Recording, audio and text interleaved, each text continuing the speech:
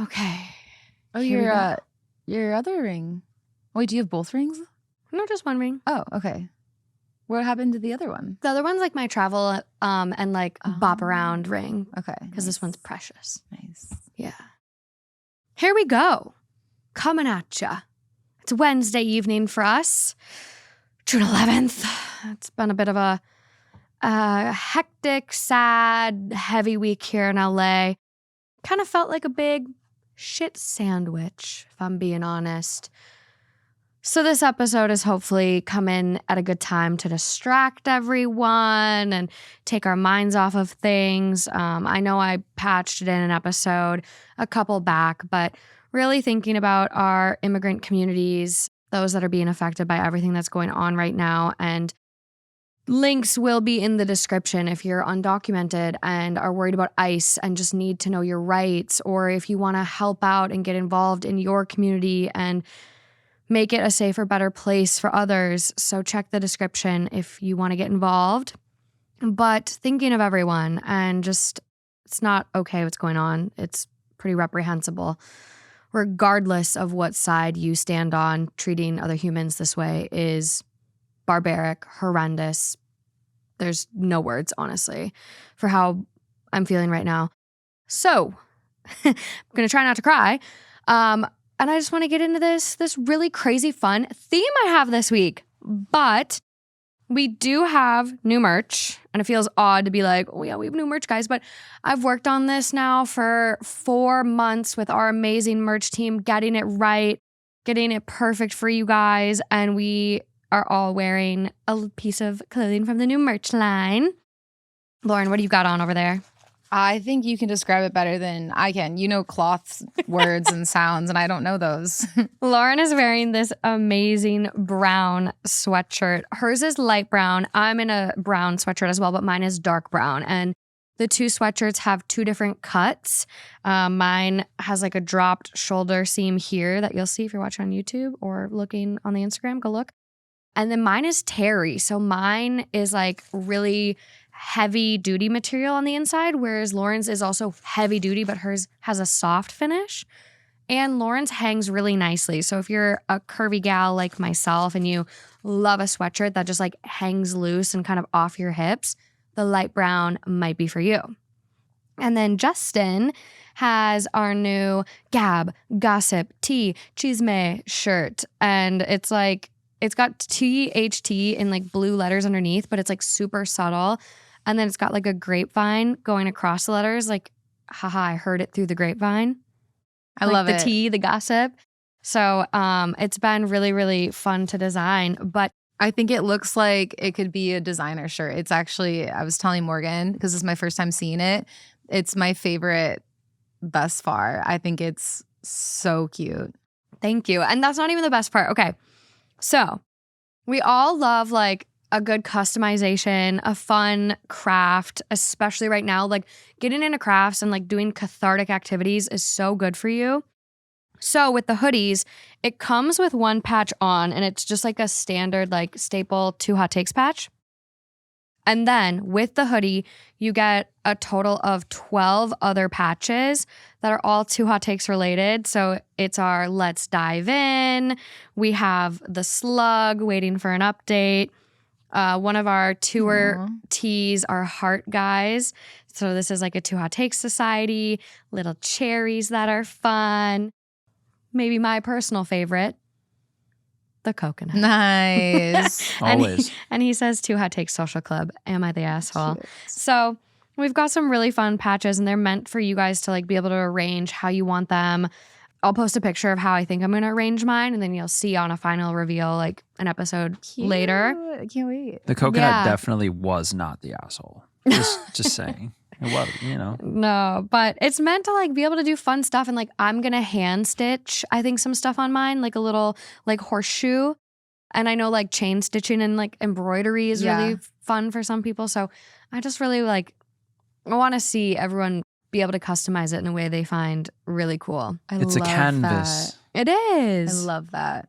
It It's is. actually so cute. I think it's going to be so fun. We're going to have like a little patch party. And then I think, you know, everyone that gets them, we're going to do like a special like Zoom event eventually. And like, if you want to wait and put your patches on with us, then you could. Like, we did a tie-dye party back in the day when we did our very first merch drop. That. That was so long ago. So it's kind of reminiscent of that and just giving us all a way to connect and have some fun together.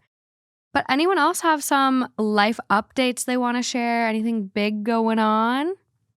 I'm just trying to day by day. Just out here. Existing. Justin has a concert coming up. Oh, that's exciting. What concert? Yeah. Your own. You're doing it? Just a little show around here, around town. Yeah, he's got a show. Just a little show around town. Yeah. So what are the dates? A date. Yeah. 24th of July. Where Oh, I at? thought you were going to say my birthday. I was like, no way. I don't know how to pronounce it. Bar Lubitsch. And it's free. It's free. I'll post a link for the show info if anyone wants to come. I'll be there. Maybe Lauren will join me. That's the reason they come. You gotta support our guy, and you want to they'll see come his for you. music. Gets people in the door, That is true. and we'll That's cheer. true. We'll cheer loud for Justin. But okay, I'm kicking off my shoes. I'm getting No shoes buckled on the in. shrug. Mm-mm. I'm getting buckled in. I am ready for this episode. You guys aren't matching my energy yet, and I'm a little scared for what that's going to bring. So I, in my head, was picturing like fireworks and picturing all those like crazy little noises that you guys show me, that the like little sound effects. Yeah. I think you should add that to that moment. The chipmunk sound effect, alter my voice. No, like more of just like, Like what we usually do when we're pumped. or just like a fake like laugh track or like a fake clap track. Woo! Yeah. Cheers. Okay. Or it could be the Teletubbies intro. Oh no, not this again. No. We're good. We're good. Okay. Let's dive in, everyone. Let's do it. Let's go.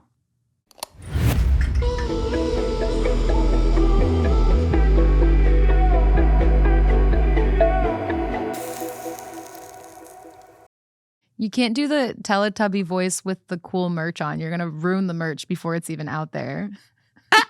No, don't do it. Morgan, shut him down. I'm just kidding. Live your best life. So I've been saying shit sandwich. So we're going to do like the opposite of a shit sandwich, and we're going to do a cronut. I don't know. What's a good sandwich? I don't know what cronut is. Can I say a brand? Whoa, what just happened there? Say a I brand? can't say a brand. We'll just say what you're going to say. Jimmy John's, Ike's, Yeah, that little Dutch Cousins, crunch. Subs. Do you remember Cousins? Never. Cousin Subs I in don't Minnesota? think that No. existed. Yes, it did. Mm-mm. Yes, it Making that did. Mm-mm. Oh, See, I lived in Minnesota. Didn't yes, see it any. did. Yes, it I don't know what that is. was. So the opposite of a shit sandwich is like, if you think shit sandwich, like bad and bad, good in the middle. Whoa. This is going to be good, bad, good at the end. Oh, that's not what I was talking about. I was talking good all the way through, like Potbelly. Yeah, no, we're going to have chaos in the middle. Wait, what's the order again? Good, bad, Okay. good at the end. I feel like that's a shit sandwich. They That's like usually a call it tuna like a ham sandwich. sandwich. It's like tuna. Ugh. You guys out there that eat tuna, you're hardy. You are And hardy. hopefully you're not seeing anyone right after. You know what I'm saying? Okay, Justin apparently really hates tuna. I never knew this about him. I think tuna's pretty good. For you, Well, like a tuna sandwich, like that's not bad. for the consumer, bring one on a plane and try it. What happens? Fresh. Just open it fresh. Does Just that go for it. Does Just that see. happen to you? Just see. No. Okay. Okay, so this first one, this is coming from r/off my chest, 13 days old, titled, I fixed my neighbor's sink. 2 months later, he left me his house. Oh my God. I've lived in the same apartment for almost 10 years. Quiet place, mostly retirees.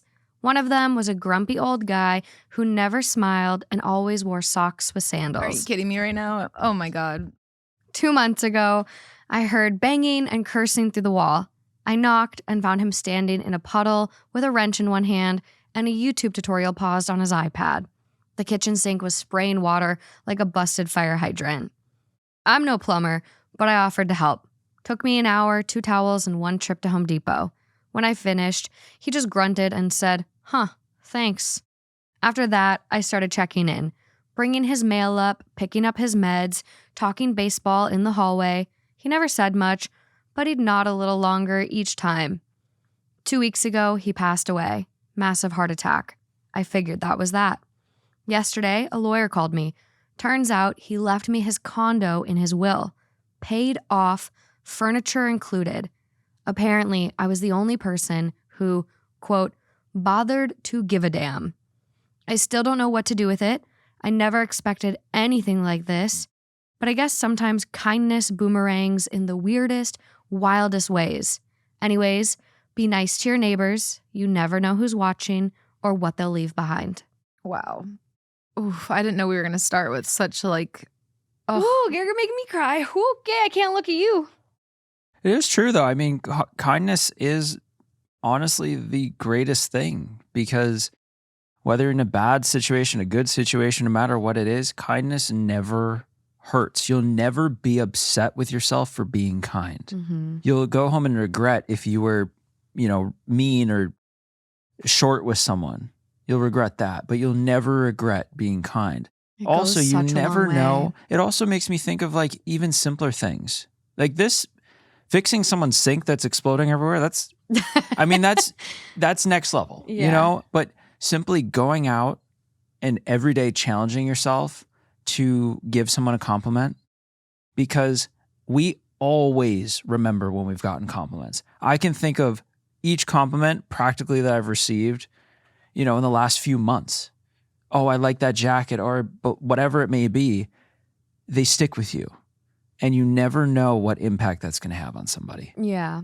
And so, obviously he was doing it without expecting anything in return, just being a good person. And when you're a good person, good things come your way. Absolutely. I think kindness goes such a long way. It is one of the most beautiful human things, like kindness and helping others and just empathy. And I just think this is a beautiful reminder. Like the last line here, be nice to your neighbors. You never know who's watching or what they'll leave behind. And it's like, you never do something kind like with an ulterior motive, but it's like sometimes kindness is really rewarded. Really rewarded. Never know. It just like, that story just makes me feel so much, because you don't know what people are going through. Like, even if they look like they don't want to talk to you, even if they look like they're happy, you don't actually know what they're going through. You don't know who else they have in their life. You just don't know. And I think it's just so beautiful that this person took the time out of their day to help someone and then continue to help someone. And again, just for no reason but to just help someone. Mm-hmm. And that person clearly didn't have a lot of people in their life that did that for them. And so it's like sad and beautiful at the same time when you see that like that person got to end their life with this like kindness in the world. They got to experience someone who just, quote, gave a damn. Yeah, the top comment kind of picks on that too, Lauren. I wish you had been able to know him longer. Rest in peace to your neighbor. Has to feel a bit weird receiving a gift like that under the circumstances, but you should be glad that you had a positive impact on his life. And that's the thing. Like the guy said, as you mentioned, like gave a damn. Like the only one to give a damn. And it's like, oh, like you wish he would have got to experience that relationship longer. Yeah. And, at least you had some positive impact. Mm-hmm. And OP responds, yeah, it's pretty out of left field, really. A little baseball pun because they talked baseball. A lot of really just positive comments. Thank you for being there for him. I had tears in my eyes when I finished reading it. At least you cared for him. The old guy had a friend in the end. That's beautiful. Yeah. Nice to hear something like that these days. Sorry for your loss, but I think you made a difference. Next comment. You enriched his life, so he enriched yours financially. I remember a story of a Hispanic waitress, maybe raised in Mexico, who put up with this horrible, grumpy military vet as if he was her own dad, and with the patience of a saint, got him what he wanted while the other waitresses avoided him. Later, he was gone, and she didn't know what happened.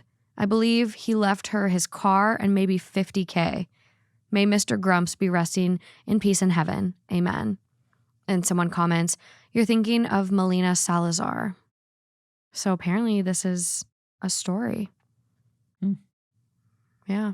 But moving on to our next one here. Okay. Nice. Lauren's got the macchiato pants on today. Oh my God. Marked. No, I'm just On kidding. to the next. Shit stained. I've never laughed so hard. Okay, number 2 for us here. This is coming from our very own 2 Hot Takes subreddit, 2 days old. Nice. It is titled, Am I the asshole or just overwhelmed? Mother-in-law called asking for help tacky and dramatic. I'm a 37-year-old female who was recently diagnosed with a rare form of cancer. I'll be undergoing an extensive and invasive surgery followed by radiation. My treatment and surgery are over 2 hours away, so there's a lot of travel and logistics involved on top of everything else. People have been asking how they can help, which I really appreciate. My close friend offered to make a Facebook post explaining that gas cards and food gift cards would be super helpful, mainly to cover driving costs and to support family members watching our kids, ages 10 and 7, while I'm in the hospital. The post came from a place of kindness, but my mother-in-law saw it and called it tacky and dramatic. She texted my husband and me while we were away for treatment, saying she was angry about the post. She also messaged my friend directly to say she was out of line for posting it. When my friend told her, my mother-in-law, that my mom, sister, and I all knew about and approved the post after my friend asked permission, my mother-in-law said, quote, there are 2 sides to this family. She also told my husband and me, quote, this is not the insert family name way. Wow. That's so embarrassing. To be fair, my mother-in-law has already been supportive financially. She helped us out a lot to offset the cost of me taking leave from work while I recover, which I'm very grateful for. But this reaction still feels hurtful and confusing. Not wanting to add more drama during an already hard time, I asked my friend to take the post down. She did without hesitation. But now I feel like I gave my mother-in-law exactly what she wanted: control and silence. And I silenced someone who was just trying to help. So Reddit, I want to ask, is asking for help like that really tacky or dramatic, even considering the financial support my mother-in-law has already provided? Should I ask my friend to put the post back up, knowing my mother-in-law will definitely see it? I'm trying to focus on what's ahead, but juggling family drama on top of cancer is exhausting. Any honest advice or similar experiences would really help. Thanks for listening. Damn. I'm pissed. There's not many situations in life where asking for help isn't right. It isn't, it's like, I think asking for help is one of the most respectable and respectful things you can do, because, it can apply in so many different situations. I think a lot of people, this is different than the story. A lot of people get a job and they want to prove that they're so good at the role that they're afraid to ask for help. Mm-hmm. And I think there's a lot of times in life, similarly, that people are afraid to ask for help because it's shown as like a weakness. Yeah. Which is why this mother-in-law is, you can't tarnish this family name and ask for money. It's it's very old-fashioned. It's very weird pride over. That's what it is. And totally just so out of her realm, because she's not the one going through this very scary situation and just looking for help on the things so she doesn't have to worry about all this as she's freaking fighting cancer. Yeah. And I don't think there's anything wrong in asking for help. I do agree, Justin. I think this mother-in-law is like, you don't air our family business. It makes it look like we're not helping you, and that's embarrassing. You're asking for money when you have a family. It's not our family's way. It takes a village. It takes a community. And like, there are studies that show when someone feels more supported and is more like no stress during treatment, especially cancer, they have better outcomes. Yeah. If you have stress changes you and makes you sick on a basic level. Now add in cancer and going through treatment. Like, this is not what she needs to be dealing with. So to have that village, to have people stepping up who I'm sure are more than happy to do so, because how crazy does it feel for you when you have a loved one who's sick and it's so out of your control and you want to help, you want to feel like you can make a difference and make their life easier or better. Like, we as humans typically enjoy helping our loved ones and making sure they're okay. So like, it's not like it's burdensome on these other people. They just send a gas gift card, a food gift card, or they don't. Yeah. Like, right. How is it tacky? Yeah. I think you guys honestly nailed this take. I agree with, I think, everything you guys just said. And you guys made a lot of really good points. It's also just so frustrating to me because it feels so selfish. Like, somebody in your family is going through something traumatic. They're going through cancer and you're making it about yourself. And literally. And that's so frustrating to me. Like, especially because we all know that it's not good to be stressed when you're sick. It makes it worse. Yeah. Cancer or a cold, being stressed hurts your immune system. We know that. Like, that's a fact. So it's just crazy that she would have this blow up type of reaction saying it's like unacceptable. Sure, I could give her the benefit of the doubt and think, she grew up in a time where this is not common for her and she feels like it's a reflection that they're not helping and that's not the way that her mom and dad taught her. I could give her like that, but I still think that would be a conversation like, hey, I saw this post up. I thought we were helping you. Are we not helping you enough? Yeah. Not blowing up, being like, how dare you take that down? That's like, to me, so crossing the line. And that's what's unacceptable. Yeah. It's almost like she is feeling almost that she didn't step up enough because now they're asking, the mother-in-law is feeling like, oh, well, it's showing that I didn't do enough. Who knows if she's actually feeling internally like, oh, I should have helped out more. I could have. And now is feeling some sort of embarrassment out of that.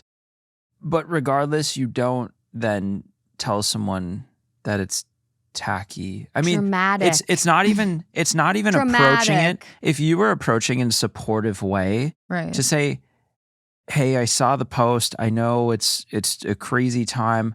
I would really love to step up and I would love to help you guys out with whatever you need. Just let me know what it is. I'll help out. And then if that's your coded way of getting the post removed, at least you're doing it from some part of decency. But like, it's all in what the motive is. And the motive here is clearly not help.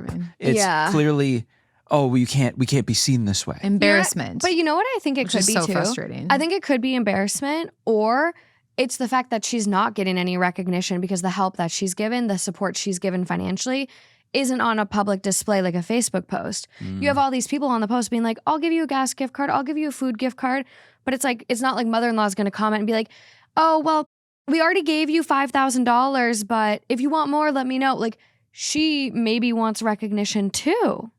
Yeah. Like, maybe there's some aspect of that. But I hate feeling like you need to monitor your life and monitor what you're doing, especially when it comes to social media. Like, I've had to block people on social media because it's like, I'm not doing anything wrong. And you need to work on you. You need to pursue your feelings and really get to the bottom of it. So like, I've blocked people from my stories because I don't want to deal with it. Well, we had this conversation earlier, but it's like little acts of kindness can mean a whole deal to somebody, and little acts of negativity can also. Yeah. And so it's like, I feel like I am I know I'm sensitive. I'm very sensitive to things that people say. I wish I was less sensitive, but like somebody saying something negative to me when I'm going through a really hard time that they don't know about. They don't know what's going on in my life, and they say this negative thing to me, it can change the direction of my day. I wish it didn't.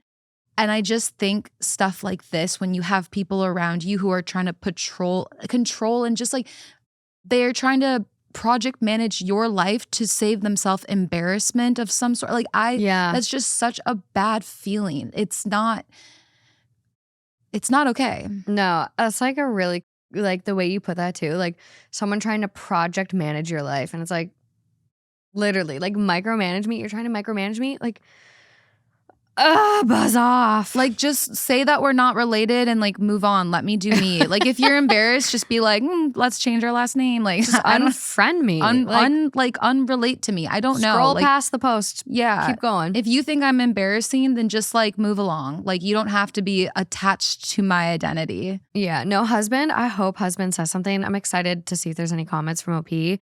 Top comment on this one though. You and your friend should block your mother-in-law on social media. I hope your treatment is successful and you have a long and happy life. Next comment, absolutely OP. You and your friend deserve a drama-free zone right now. Blocking your mother-in-law on social media isn't mean. It's protecting your peace while you focus on healing. You're allowed to accept her financial help without letting her police your support network.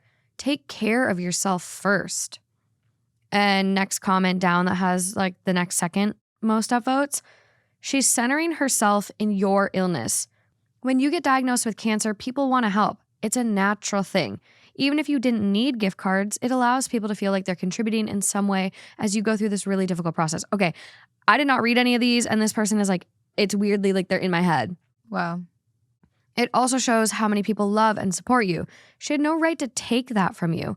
She made it about herself and prioritized, what will all the people whose opinions I care about think over you, the cancer patient, and how you actually feel.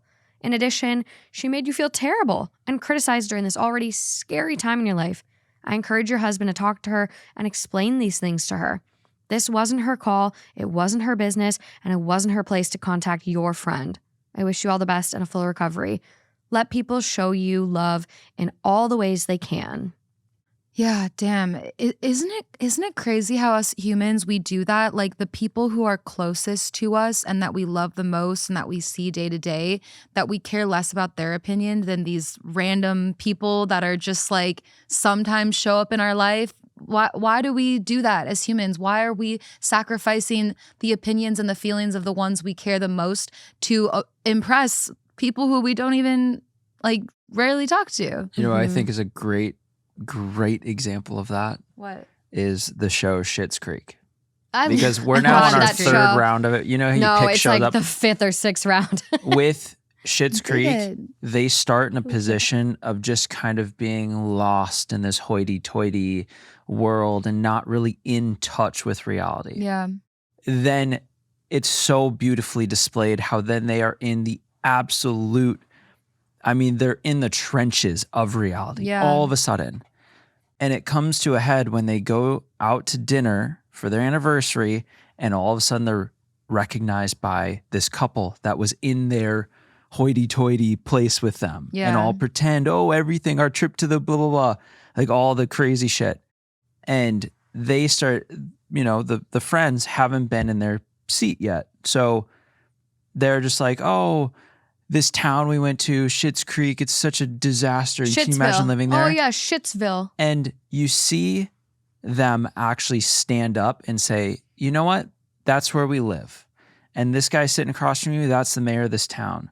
This is the only thing that supported us when we lost everything. We didn't hear from you. We didn't hear from you at all. You wrote us off.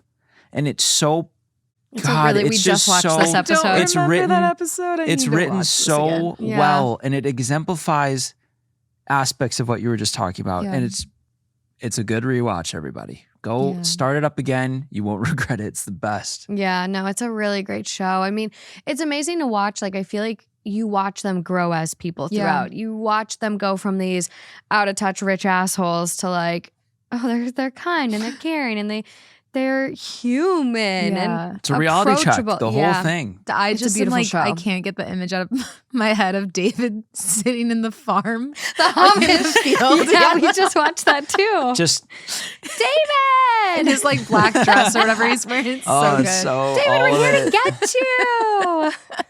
They were like, you've been missing. He's like, I texted Alexis. David, I've been busy. Oh, it's so good. Oh my God. Schitt's Creek is just a beautiful, beautiful, well Quality. done show. I love that the whole Levy family is involved in It's it too. epic. I know. Levy? Fuck. Eugene? I don't know. Oh my God, it's everyone. It's like dad I and know son. that. Let's Actually, get dad Eugene and on the son. show. Can Eugene come? That's like a Eugene. dream guest. See those seats? We'll put you both right there, Eugene. Come on. And Just I'll come on. I'll take the floor. You know who I really I want to would get on? actually cry if you guys didn't let me be here. Lauren to, can be on the floor over there. I'll be on the floor over here. Yeah, you guys, you can come. You can come. Okay. You know who I really want to get right now though? Who? Dakota Johnson. Is there something? Is a movie coming out? She's got a movie coming out with Ooh. Pedro Pascal Oh. and Chris Evans, and like they're on their press tour right now. And let me tell you about chemistry. I literally thought you were talking about Fanning. So I was like, No, this makes more sense. I have seen those previews. her PR clips are so funny. Her and Pedro were like talking about like injuries on the job, and she starts cracking up. She's like, I have been injured, and she's like, I got whiplash on 50 Shades, Oh, and it's just it's funny. It's funny. I have been listening to Coldplay. Okay. That's all. The Scientist is a bop. No, sorry. No, I didn't know. Isn't one of the leads dating her or used to be dating her? I think they just broke up. So I think I saw a clip of them being like, oh, their breakup, so sad. And then all of a sudden I'm listening to Coldplay and I'm realizing, I'm like, why am I listening? Oh, I started putting it together backwards. So everything's connected, you know? It's The world is a crazy. small place. Okay, moving on to this next one. Oh, buckle up for this one, you guys. It's not good. What? What did I miss? Was that too far? Should I have stopped? Guys, I've been listening to Coldplay.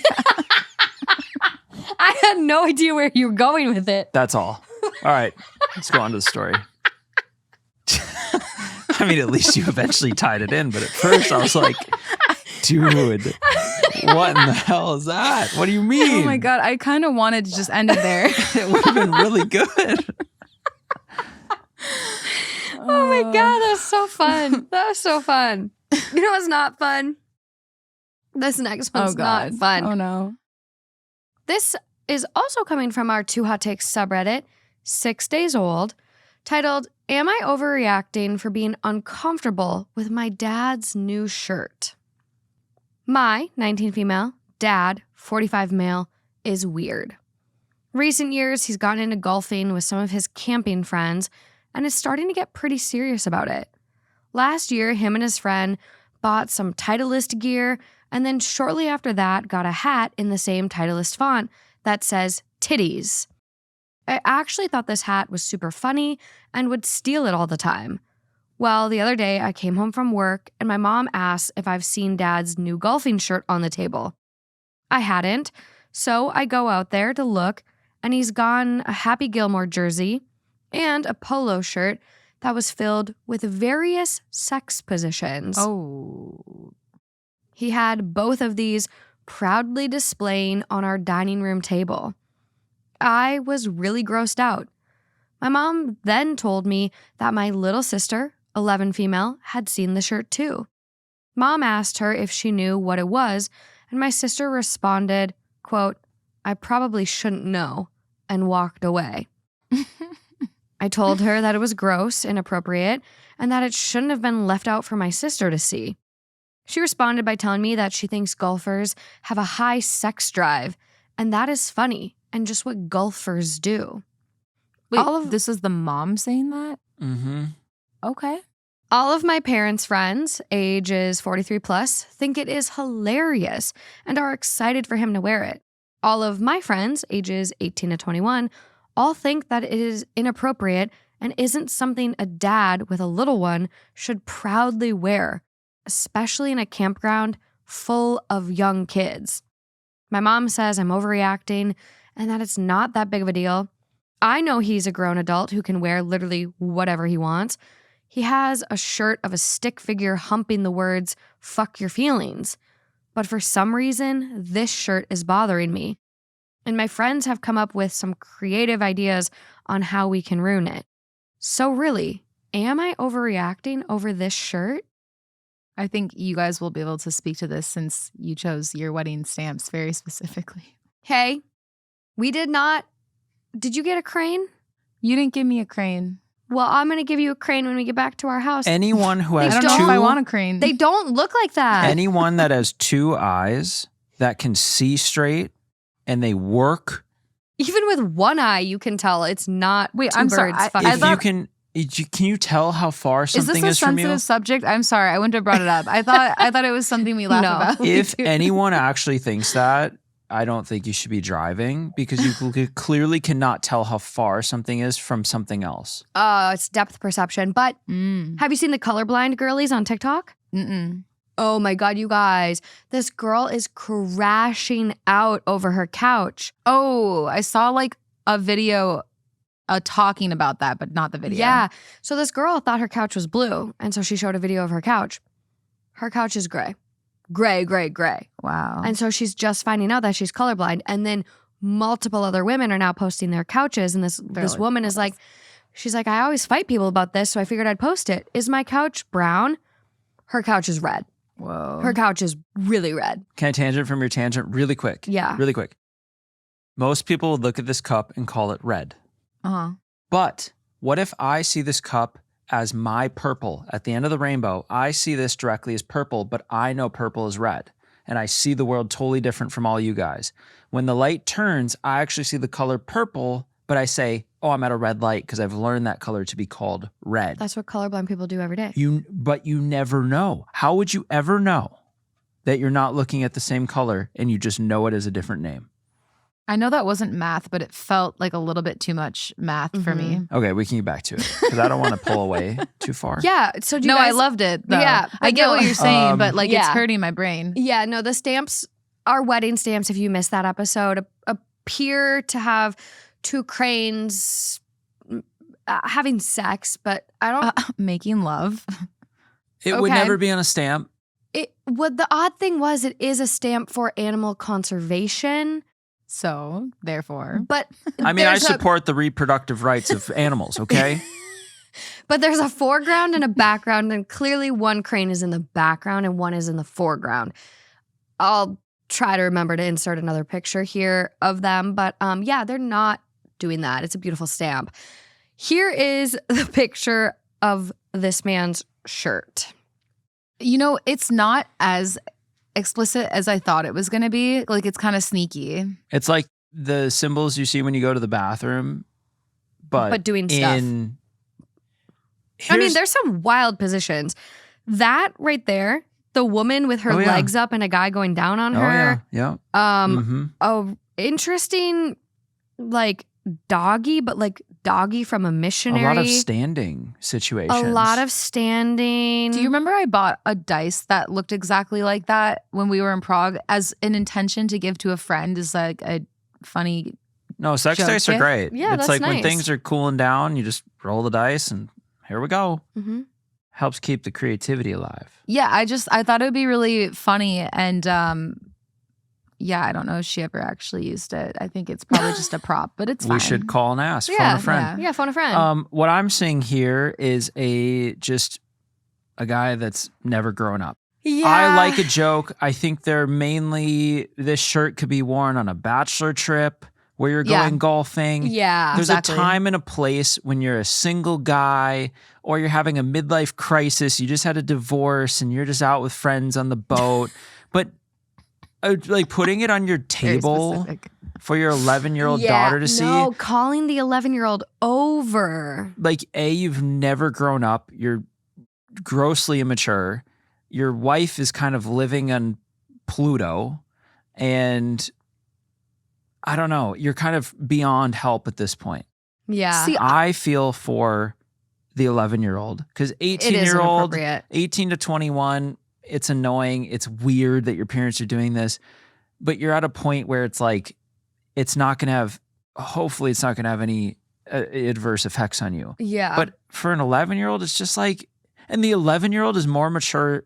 It's weird when you're more mature than your parents to say, I probably shouldn't know, or I probably shouldn't look at this. Yeah. You're already understanding that your parents are immature and have this weird sense of comfortability around sexuality with you, that you already know, oh, I probably shouldn't, because this clearly isn't the first time. Yeah, no, it felt a little gross to call the 11-year-old over and be like, look at dad's shirt. I'm so proud. Like, you know and what the this mom to is? do that. What the fuck Yeah, is that it's about? weird. You know what energy it's giving? It's giving the same energy Meet the as Fockers. maybe that, but Justin and I had this story a couple episodes ago where this mom was sending her son I her thought about that. OnlyFans link. Oh, And no. His no. mom sent him nudes, essentially. Spread eagle. Ugh. And a lot of people were calling it out as like covert grooming or covert. I'm forgetting the word right now. Oh my it's not coming to me. God. And that's almost what this is giving. It's almost like you're indecently exposing your children to things. It's just weird. It's not normal to make your 11-year-old come look at this shirt. And in the similar vein, when she'd bring home the sex toys. Yeah, the mom would bring home sex toys for her kids to play with. That is so messed up. Well, like It's her giving son and the his same girlfriend. energy. And then she'd be like, did you use it? Did you try it? Yeah, What was it like? She'd give him condoms and be like, does she like condoms? What kind does she like? It was a crazy episode. What episode was that in? Whoa. Because it was No, the it wasn't beginning long of an ago. episode with someone and then you finished the end with me. It was a Michaela episode. And it's at the end. It was Efron. It was the Dylan Efron episode. It's at the end Nice. of that. Dude, I watched some of that, and I think he it's like Michaela. Hmm. I don't know. I'll put it in the description. he Either seems way, like a both homie. first. Yeah, like, he's chill. He like reads the same books as me. Like that's like He's chill. awesome. Yeah, Dylan's cool. Yeah. What are your thoughts on this one though? I think that it would be a funny shirt, seeing what I just saw, because it's so small that it looks more like a pattern, and then it's not until you get close up. So it's kind of more of like an optical illusion shirt where it's like a gotcha moment. I don't think you need to go through like a midlife crisis or anything to wear that shirt like with your homies and like just laugh about it. But like adults only. I don't like that to involve minors in that and try to make jokes about that when like at 11, it's like, that's not, I don't think how people want to learn about that part of life. It's not the birds and the bee conversation you want to have yet. Yeah. So I think that's in that aspect, I think it's like irresponsible and really weird. But like the shirt in general, like I think that if somebody were to wear that just like in an appropriate setting, it wouldn't be that big of a deal.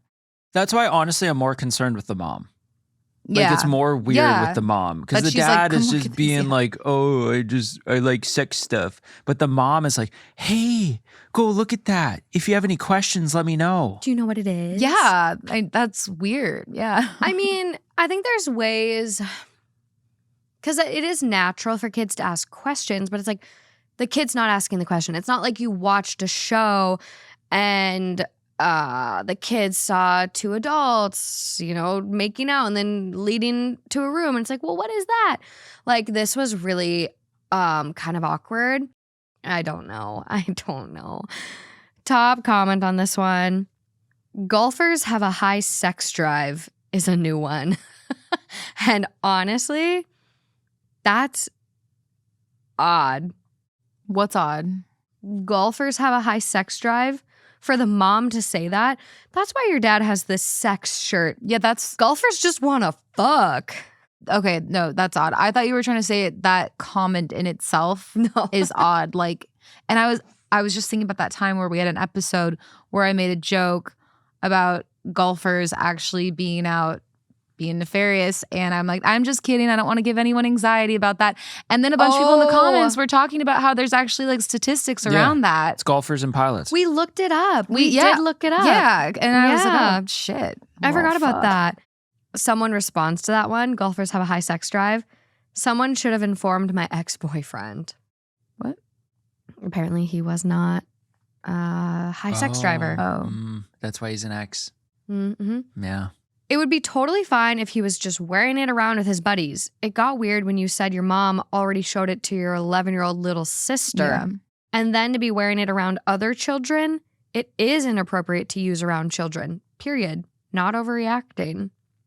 Just point to a few of the images on the shirt and say, I've tried this position, this one too, and yeah, I want to try this one now. You'll never see that shirt again. And this is what I was telling you earlier, That's Lauren. so funny. There's a subreddit I've read a story from in the past. It's called Traumatize Them Back. And I think there are moments in life where we need to start traumatizing people back when it's justified.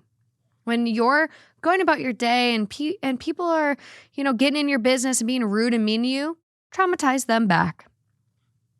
All I'm going to say. What would you please give us an example? I can. Nice. Let's hear it. So strike up a conversation of someone that really annoys you, okay? For whatever reason, or that really fucks you over. Become their friend. Say, hey, I'd love to connect sometime. Either get an email or phone number, and you've got all you need. What? Oh, because you're going to put spam on them? There's a lot of things you can do with an email or phone number. Someone might and a have lot done of that to me times people recently. won't give you their junk mail. A lot of times for a personal connection, they won't give you their junk email. They'll give you like the one they actually see. Blow that thing up. This is like people that sign their exes up for Yep. Scientology. Oh, I haven't heard that one, but I do know We read a somebody. story. I know someone who signed like her ex up with like a bunch of like how to be a better man, like type of like ads. That's good. Yeah. Oh my God. I'm just getting a thought, honestly. Do you think they're swingers?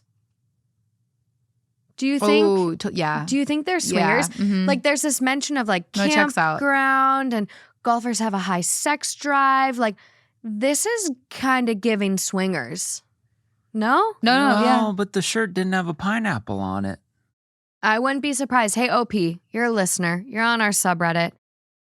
Are there pineapples around? Pineapples? Upside down. They're totally going to a forgot this was like campground a- with all these other young people and they're all of a sudden getting But into there's golfing. kids there. Swingers can still have children. They just don't, they go to someone else's So you don't camper. bring the kids Yeah, to the the place kids- you're swinging. The kids go to sleep and then they go to a swingers tent. You're right, Morgan. Or the I swing believe set. it. This sounds like a community campground. Everyone shows up every summer and it's a fuck fest. Whoa. What a word. Huh. Okay. It's giving swingers. OP did respond to that comment, though, the traumatize them comment, like tell them you want to try all those positions. And OP did respond, I'm going to do exactly this. Nice. I love Mhm. that. I would like an update, OP. Thank you. Thank you very much. We are going to be moving along, though, at this time, but thank you for posting. Okay, customer service, Morgan. I'm so good at customer service. I've wanted to go be a server again. Like, I miss serving. Same. I miss working at Lululemon. Like, I miss interacting with people. At my last job, I actually wanted to on the weekends, like become a server again. Just Didn't one do day it, a week. but 1 day a week. Nice little wine bar. yes, that'd be great. Little wine bar. Happy people coming in, getting a glass of wine, maybe some Mediterranean food. Oh, I didn't know that was your thing. I My thought you vibe. were more of like a tacos and tapas. Ooh. Yeah, I'll whip out some margaritas. Nice. Yeah. Same. Okay, this next one. This is coming from r/relationship advice. It is 12 days old now, titled, My 27 male, fiancé, 29 female, was accused by her friend / maid of honor, 29 female, of stepping out on me. My fiancé claims she's trying to sabotage our relationship. I'm lost and questioning everything. How do I move forward? God, I hate stories like this. My 27 male relationship with my fiance, 29 female, has kind of blown up. I never felt this unsure in our relationship. I'm in need of outside perspectives. For context, we're college sweethearts. For orientation, I was touring campus, and she was my group's tour guide. That's how we met. She's my first love and best friend. Now we're in the height of wedding planning. About a couple of years ago, we had a rough patch with her shutting down and pushing me away. She wanted to take a break so she could find herself again.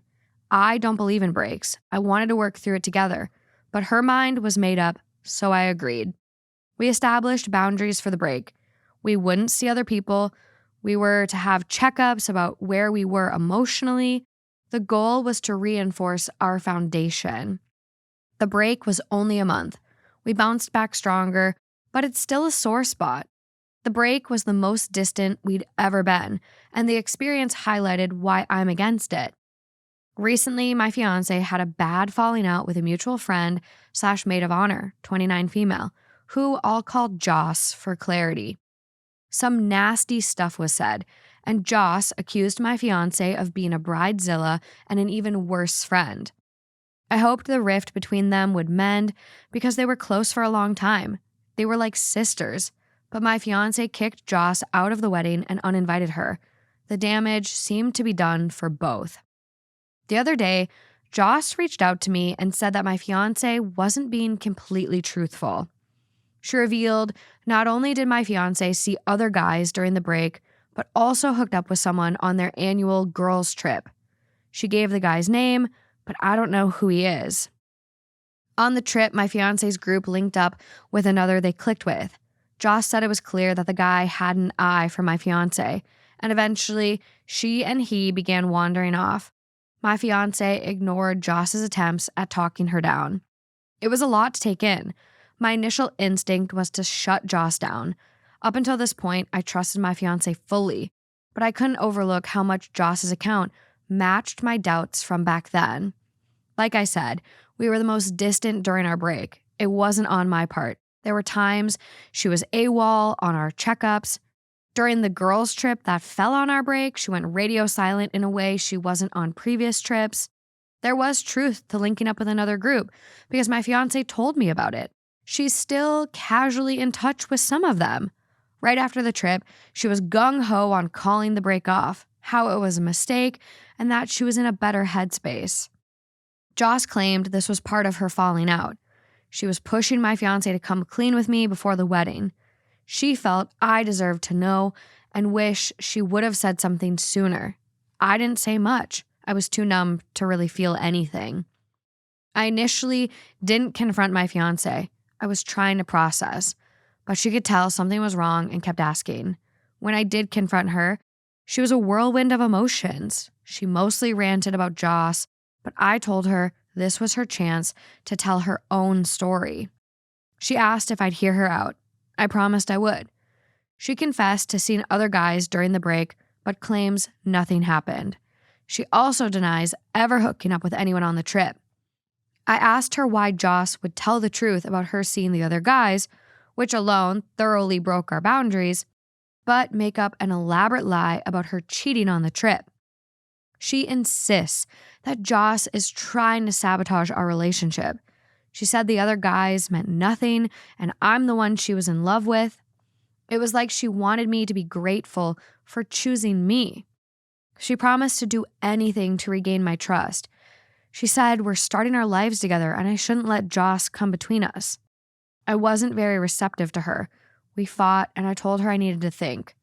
Ever since, she's been pouring on so much affection. She still swears she never hooked up with anyone on the girls' trip and that Joss is trying to sabotage. But I can't shake the possibility that Joss is telling the truth. All of this has blown up while we're in the middle of wedding planning. Invites already delivered, venue booked, catering being arranged, suits, dresses, everything. I feel so numb. I'm in love with my fiancé. She's my best friend. It feels wrong to doubt her, but I'm questioning everything. Even myself. I don't know what to believe anymore. I feel like an idiot. How do I move forward for myself and my relationship? Well, as a girls' party, talk to the other girls. There's more than just Joss there. Yeah, and this might be bad because there are weird people out there that do weird things for weird reasons. But I feel like if anyone came up to me and said that my boyfriend cheated on me, I'd be like, okay, I believe you. Like, even if it's like the most loyal, trustworthy person in the entire world, I don't know why in my head, I'm like, I can't imagine people go out of their way to tell someone that. And that's probably wrong to think that, because I know there's people out there that do try to sabotage and do crazy things. But I feel like in my mind, I'd be like, okay, like, I mean, this happened to me. Do you remember our spring break trip to Panama City Beach, Florida? oh my God. Yeah. On that trip, about halfway through, my boyfriend at the time started ignoring me. And I was leaving from Florida to go up to Canada where he lived to go spend the rest of spring break with him. And halfway through the trip, he started ignoring me. And I was like, what is going on? Like, what is going on? Like, is he okay? Is he alive? Like, what's happening? It turns out my best friend at the time, who was on the trip with us, told him that I cheated on him. Lauren was there. Didn't happen. I ended every single night eating Hot Pockets in one of the bunk beds at the Holiday Inn, Yeah. Panama City Beach. Like, Balling on a Budget is what it was called, actually. Yeah. like, Like, they actually had a name for it. Sorry, go on. yeah, no. And so it's just like, I don't know what her motive was, but I have had someone do this to me. I forgot about that. I guess you're right. She was like in love with him, maybe. There was something there. She always tried to like imply that they had more of a relationship than they did. It was really weird. And I met him because of her. Like, we went to a party and he was there.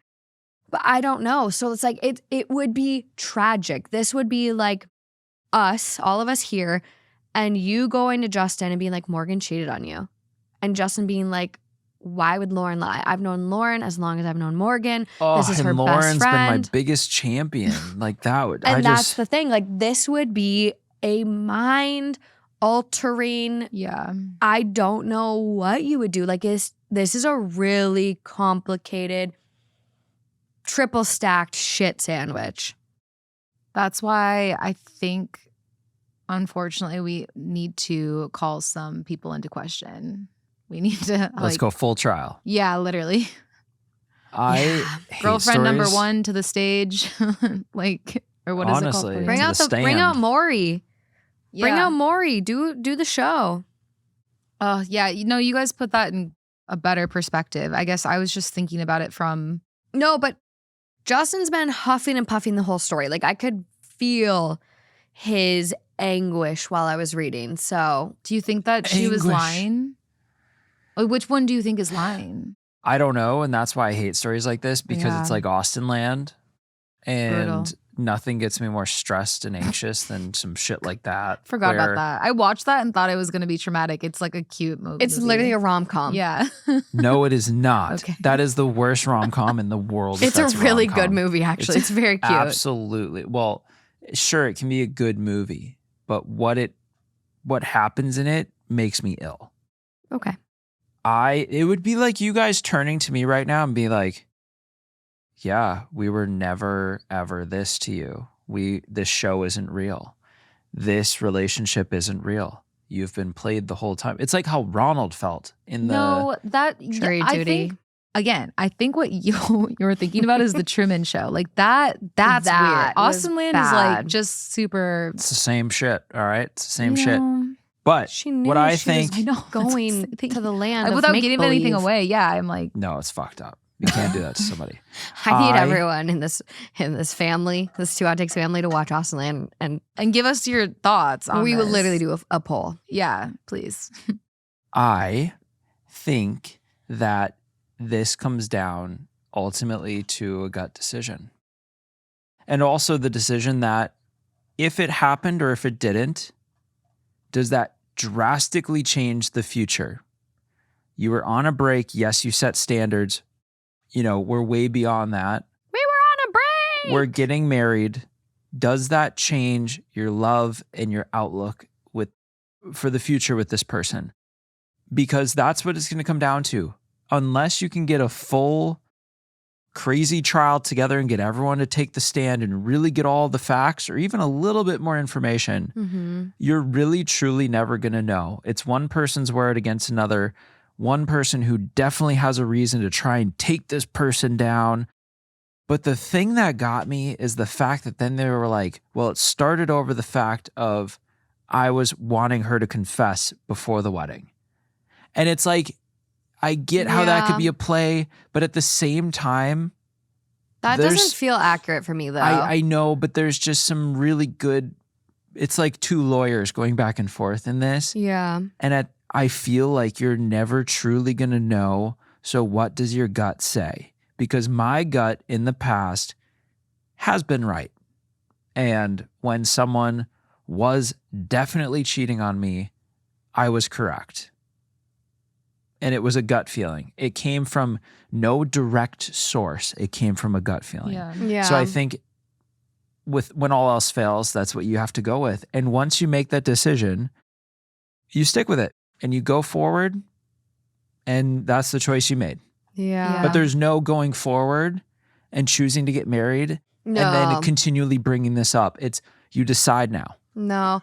And I think like it's hard because like I've been on girls' trips where you combine groups of people, right? There's a guys group on a girls' trip. There's a girls group on a group trip. And like if your girlfriends are then hooking up with the other guys, you could become friends with one of the guys and like wander off and like you're wandering off because everyone else is hooking up, but like you're not necessarily doing anything bad. You know what I mean? Totally. Like there's been trips, I forget where it was, but I feel like we did a girls' trip somewhere and there were like a group of guys and like a lot of the girls were single and some of the guys were single. And so like we kept like meeting up with them. I don't know if it was like Mexico for Alejandra's birthday or where it was, but like, I feel like there's been a trip like that. And it's like, you are going to talk to someone because your friends are engaged with their friends. You're not going to sit there and twiddle your thumbs. Right. But it doesn't necessarily mean I'm going to make out with him. Totally, yeah. And so like there is, maybe something there where like, to me, this doesn't feel like Joss trying to do a good deed and be like, oh, you need to come clean before the wedding. This feels like Joss being hurt and throwing one last dart at the board, twisting the knife, like, I'm going to get even, whatever. Like, I'm curious what their fallout was really over. Yeah. And truly, was it over this? I don't know. And does Joss really want him in the end? Does she want them to split up because she's obsessed with him? Because we've seen that before. We have. And I literally just saw a TikTok today and it was like, tell me the craziest thing your friend has done to you or like ex-friend has done to you. And there was someone, I think it was like honestly the top comment. And I'm pretty sure she even like name dropped her. She literally did do like Melissa last name. It was like my ex-friend tried to lie to my husband, say I cheated because she wanted to be with him. Like, I just saw this video today. That's so nuts. I feel, I don't know why I don't even think that's consider a that possibility. that's a possibility. Like, because who would want to start a relationship off of like literally the worst lie? Like lying about someone's cheating to get with someone. Like you were building a relationship off of like the most, I don't know. I just can't imagine someone wanting to do that. But like, you're right. There are people that do that. Yeah. Maybe they think it's the one. It's not a great way to get there, but No. you never know. Wild. People are nuts. I know. Let's get into the comments on this one. So, top comment, they quote OP, "We established boundaries for the break. We wouldn't see other people." That's all you need to know. You established a boundary. She broke it. Whether she actually slept with someone or not, you need to decide if you can forgive that she's lied to you for years. Essentially, she withheld info in order to get back together with you and did not give you all the facts so that you can make an informed decision of whether or not that was something you wanted to do. Yeah. Next one down. "I was prepared to call out the friend for being jealous, but after reading it all, I think she's telling the truth." I think that's why this. I think your fiancé is trickling out the truth to you. She's only telling you what she thinks you will forgive. She's lied and then realized she had to tell you a little bit. She's been lying since you got back together. contact the other women that went on the trip and ask them as well. Check her phone for the messages between the group at that time. Get tested. OP responds, I'm considering reaching out to the other women. I don't know how open they'll be about it. I get along with them, but they're more of my fiance's friends, and they've largely Just puts them in a group chat. Hi, ladies. and they've largely stayed out of the falling out. Either way, he doesn't trust her at this point. Like, bottom line, he doesn't trust her, and his gut is saying something's a little off. So whether it's show me your messages, but again, at that point, you're going to have a really big hill to climb to get back to that trust. And the friends are going to back her up, most likely. You know, it's friends are going to be a stronger bond over, unless there's someone that's, you know, wants to do right. Yeah. But more often than not, I feel like people have their friends back, and you're not going to be satisfied with their answers, because they'll probably all come in mixed, and you'll be even more confused. I know. That's actually such a point I don't think I've thought about, is like if Morgan did something and then you asked me, did Morgan do something? Right. I would just like do like a Homer Simpson and like go into the bush. I'd be like, oh my God. Like, I mean, I will say, I was going to say, I think you would tell me. I've never thought about that. So I actually like don't know what my reaction I know, but would be. you as a person, I feel like you would, because you're a person that's out there for the greater good of people and everyone. So I feel like you would do it for the good of me, but also in a way where you wouldn't ruin your relationship with Morgan. But I feel like that's just who you are. I feel like if it were me, I would also like tell you like something happened. Like I don't think I would ever put my friend in someone in that position to lie like that. Like if something happened, I would tell you. I'd be like, yeah, like whatever. Like it would be fucking terrible. But an example I know is like someone who made out with someone at their bachelorette trip because they got blacked out. And she did tell her fiance. Did it create a lot of turmoil? Yeah. Did they work through it? Yeah, because she was the one that came clean.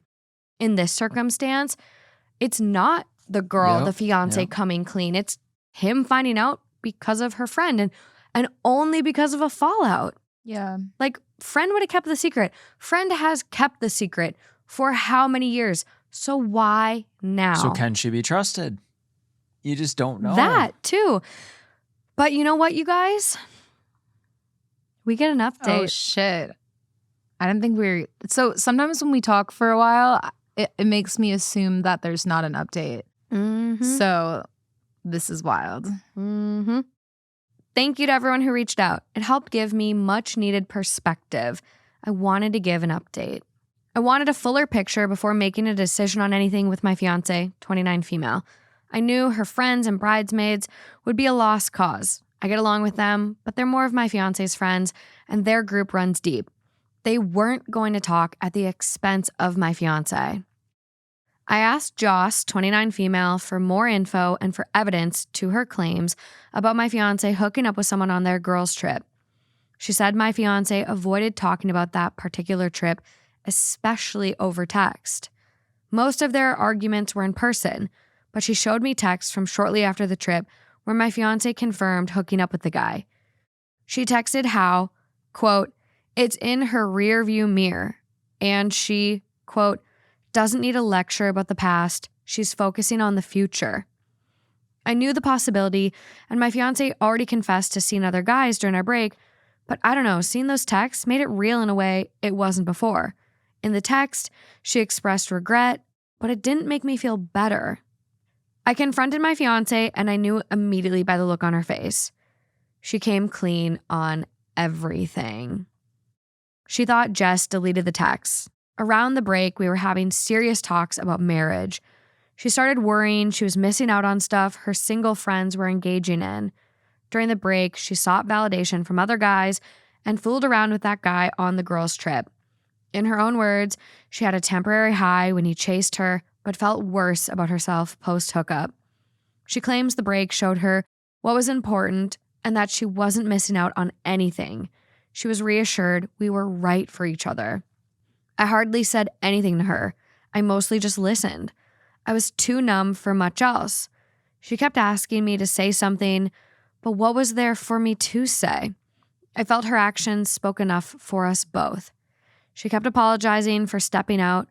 When I asked her why she wasn't upfront with me, she said she didn't want to lose me over her biggest mistake. Her position that Joss isn't being noble hasn't changed. I told her Joss's motive doesn't matter.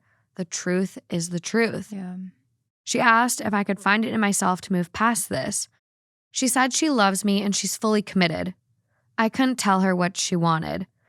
I said it was best the wedding be put off and I needed some space to sort my feelings. She was against postponing and proclaimed this didn't have to define us. And she's still the same woman I wanted to marry. She asked me not to give up on us. But the same way her mind was made about the break, my mind was made on postponing. It wasn't a choice. It wasn't so much a fight, more putting everything out there. She cried a lot. She rarely cries. It felt wrong to leave her crying. My first instinct was to comfort her, but I was too broken to fake it. I've been hurt before, but she hurt me in a way only she could. I know postponing the wedding is for the best.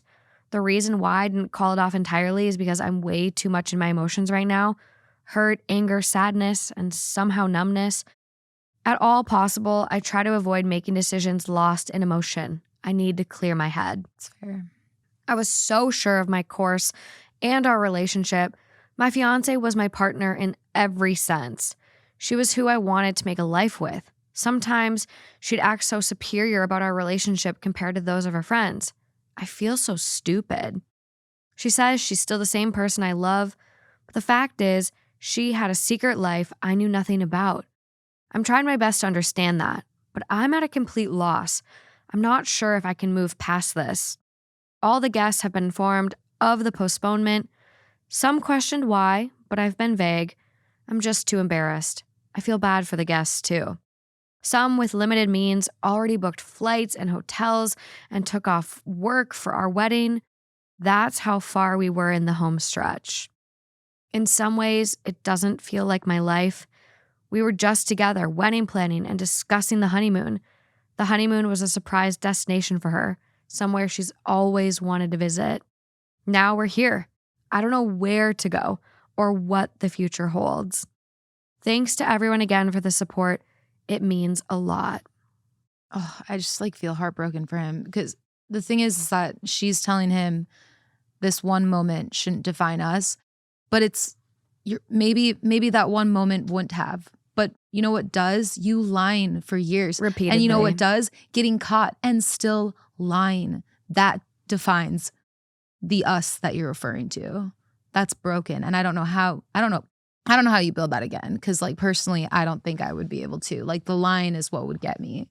If she came clean to me right away, hey, I know we said this, but something happened and I still want to be with you. And I if you'll accept me, I would love to try again.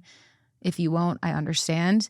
Then you gave him a chance to think about it and know you and make a decision for himself. But instead you lied and you faked it, not knowing if he would even want to be with you if he knew that fact. And that's not how people should get married. Well, and it's interesting because of the timing where, you could say, well, you should address this separate from the wedding, but the wedding is what is really putting it all in perspective at the same time because, people book their flights. We're here. And that's why it feels like to me, yes, it'd be a lot to take in and it's a lot to process, but almost I feel that the decision to postpone the wedding was sort of his decision on the relationship. It feels like that's where we're headed. I think that's what you're kind of getting at too. Yeah. Is when you decided to postpone that it's not even an option, that's what's happening. It feels kind of like that's where we're headed overall. It's the line multiple times. Me personally, everyone, if they're going to do a break, you can decide your own boundaries, right? But I think if you're going to do a break, you need to be broken up. Like, I think the more boundaries you have, the more set up for failure you are on a break. I think like the main boundary should be we don't talk for X amount of time. You're going to do you, live your life, find yourself. I'm going to do me, live my life, find myself. We're going to come back together. Let's see after 3 months where we're at. Yeah. Did you miss me? Do you love me? Do you want a future with us? Or did you find yourself? Are you happier? Do you want to do this? And like the breaks that I've seen be successful, they don't put all these rules in place because if someone wants a break, they're missing something. They're looking for something. And a lot of times they find it through experiencing life and other people and whatever. My brother and his now wife of, 10 years. They've been together though since like 17 on and off. They took a solid break. Amy saw other people. Matt saw other people. Like Amy went to grad school in Florida. Like they were done. And they have the most amazing life because they did that. That's why it's so much stronger because there's no what ifs. They fully determined that like you are who I want. I'm going to make sacrifices for you going forward. And, you know, she wanted a break and OP was like, I don't do breaks. I'm not blaming him. I'm not blaming him by any means. I'm just saying in general, like, it's the line though, right? Like if she would have came back from the break and been like, you know what? I wasn't honest about why I wanted this break. I felt like I was missing out, but this break, it confirmed how right you are, how much I love you. I'm hoping you still want to proceed and have a future with me. But like, this was the reality. Like I did hook up with someone else. When you go then into the future transparently versus lying, and then Joss comes clean and Joss says she cheated on you. And OP's like, I didn't hook up with anyone. I swear we hung out.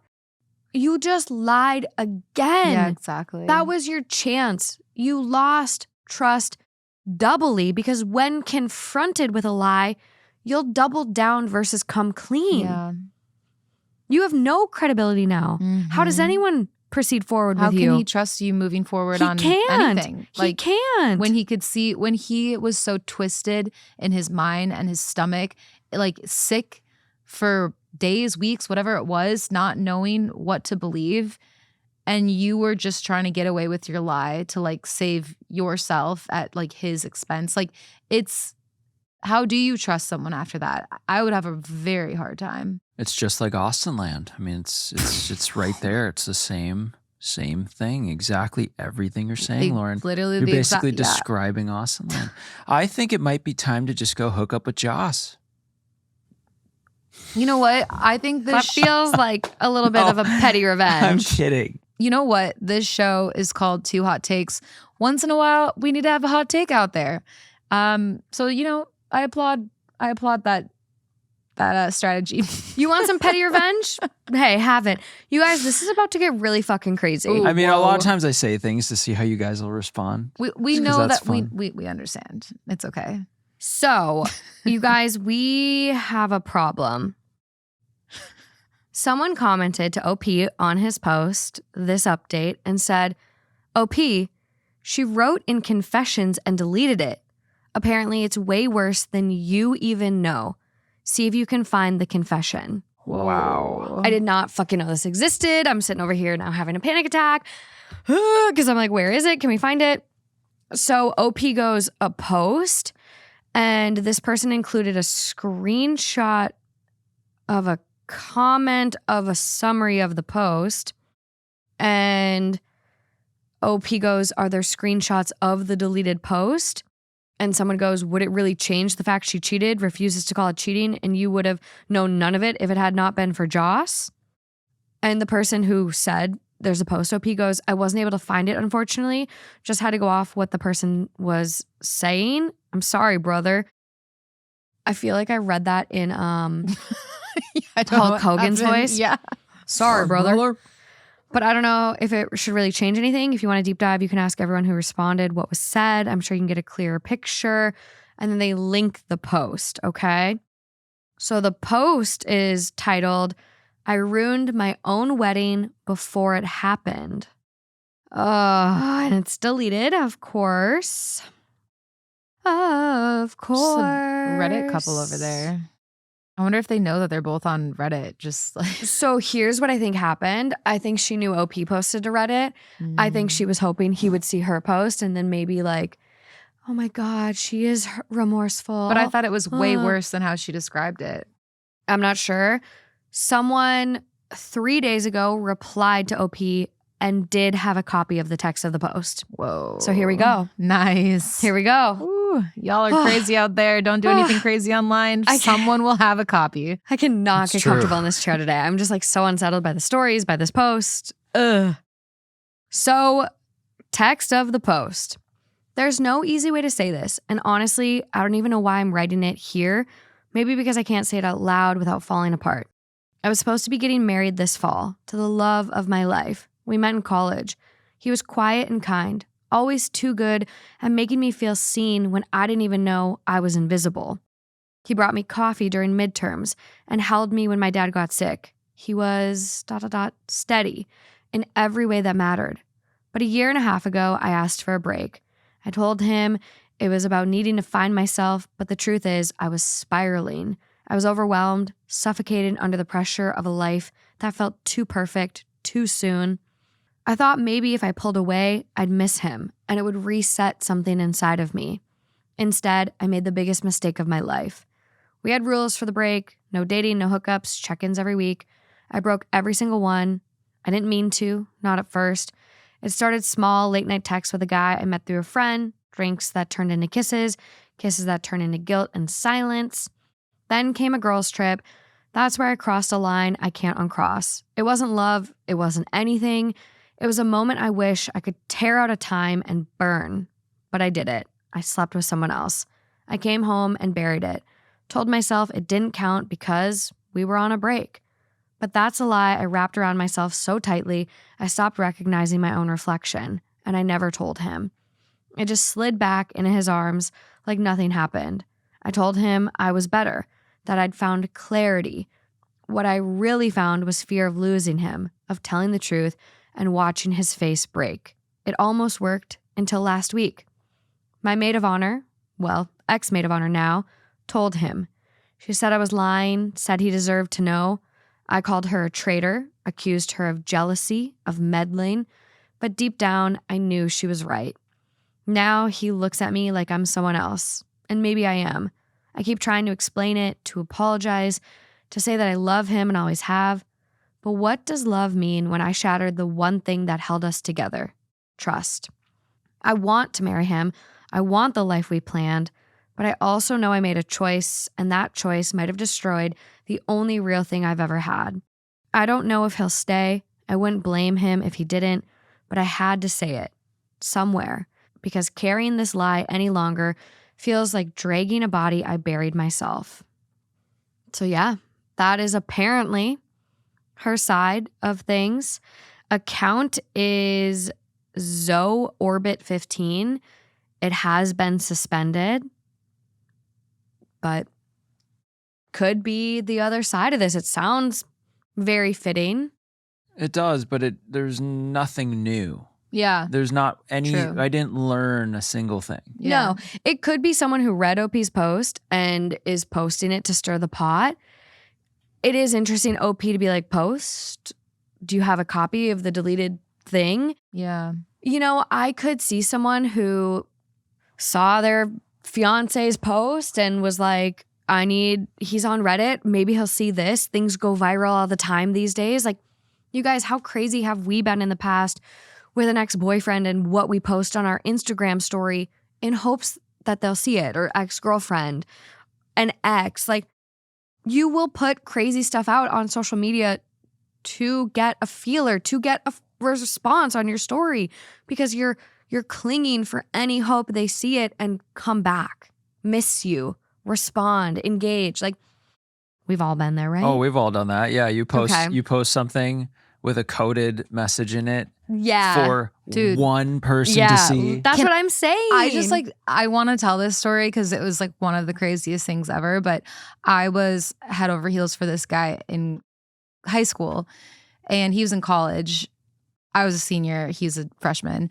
And it didn't work out and I was crushed. And I posted on Facebook this quote. It was something along the lines of, everything has a time and place. I know we'll see each other again. Like something like cryptic and emotional, like I don't know. Yeah. And I cannot make this up.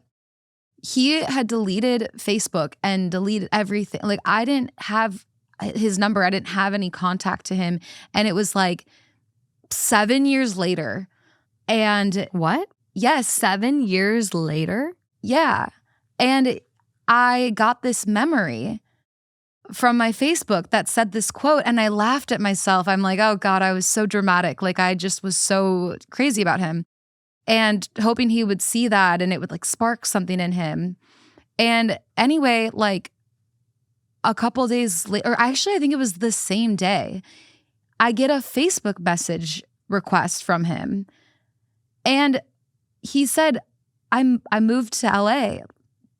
Do you want to get together? What are the odds? I know. Well, so then in my head, I'm thinking he must have somehow still had that Facebook that he deleted and got like a memory notification somehow. So just because it's so weird of because it's timing. so weird. And so I got together with him.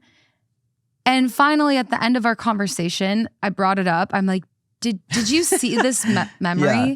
And there's no way. Like his face was shook. Like he was like, I haven't had Facebook for X amount of years. He's like, I moved to California. I was like looking, basically, I don't know how he explained it, but it was just the craziest moment.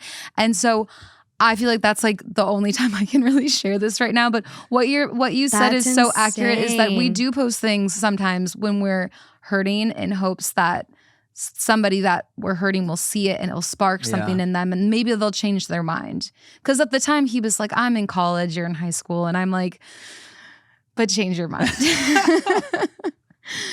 Literally. I could see this being a tactic. I don't know. OP really hasn't said much else after that. Just thanking people for bringing it to his attention. I'll look into it. But I mean, it doesn't really change much, does it? No. She's remorseful, maybe.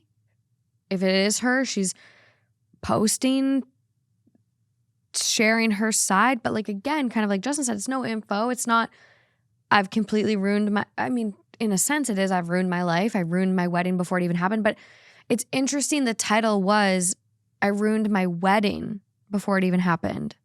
Not, I broke the person I love. Because I think it's about the wedding. But I think that's because it's postponed for now. That's what my assumption was. And I'd probably click on that title more than the latter. But like, if you're, you know, like it's good. It's a good title. I'm a little clickbaiter over there. Okay, Yeah. okay. I don't know. This is interesting. Do you guys think it's salvageable? Do you think this is one that could be saved? Personally, no. But for other people, they can get through those things sometimes because, you know, I know that people do that. I know that that is definitely a human reaction to be so shameful of your lie that you bury it so deep and you convince yourself it didn't happen because of how much shame you have around it, that like you've lied to yourself so many times that you don't even. So I know that that actually happens in the human experience and that people do accept and get over that and continue to make things work. I personally just don't feel like I could because I'm really into honesty and I have a hard time if people are lying to me, even about something silly. It starts to make me question other things. And that's just something that I think I need in a relationship, is more of that consistency with honesty. So that would be too big for me, I think, to get over. Yeah. Yeah, anything's possible, but I don't know. It's a lot. It's hard. I think they have a big hill to climb. But you know what? I could see it actually working. They would have to do a lot of therapy, A lot of working out of that roach motel, as relationship expert John Gottman calls it. Oh, yeah. But, you know, if she is truly remorseful and really realizes, like, I would never forsake you in this way again, I would never hurt you in this way again, I'll do anything to fix it. It could work, but you can't have OP holding a grudge, being bitter, having resentments, you know, the scars. Like it would take a lot of work, but And the thing is about this too is that, like, okay, let's say that she messes up again. Even with therapy, let's say she does something again that she thinks might make her lose him. She might be more likely to lie because she doesn't want to lose him. Like, now her motive is to not lose him.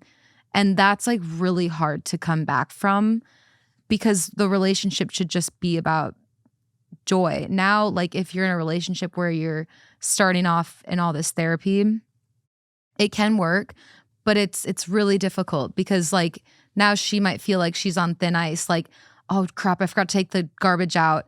Like, yeah, I took it out. Don't worry about it. But then, like, that type of thing. And then she's in her head. She's like, oh shit, if he knows that I lied, then he would leave me because I'm on thin ice. I just think it's such a hard thing to deal with. I know people can get through it, but yeah, it's so difficult.